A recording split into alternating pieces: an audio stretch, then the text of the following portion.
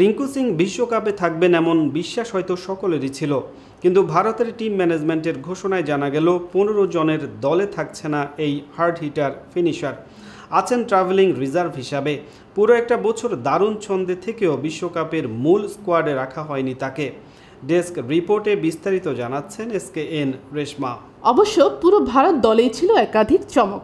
শুভমান গিল, লোকেশ রাহুল কিংবা শ্রেয়াস আয়ারের মতো বড় মুখেরাও মিস করছেন বিশ্বকাপের মূল স্কোয়াড। তবে এদের সবার চেয়ে রিঙ্কুর বাদ পড়াটাই সবচেয়ে বড় হয়ে ধরা দিয়েছে।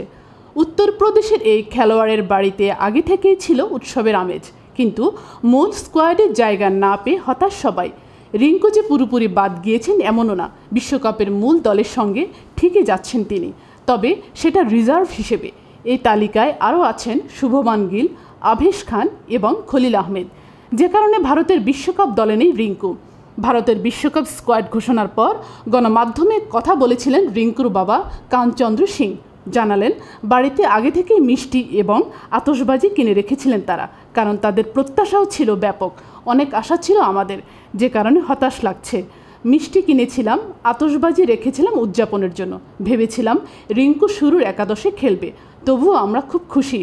রিঙ্কু নিজেও হতাশ বলে জানান তার বাবা। হ্যাঁ, তারও মন ভেঙে গিয়েছে। ওর মায়ের সঙ্গে কথা বলেছিল, জানিয়েছে সে 11 বা 15 জনের দলে জায়গা পায়নি, তবে এটাও বলেছে সে দলের সঙ্গে ভ্রমণ করবে।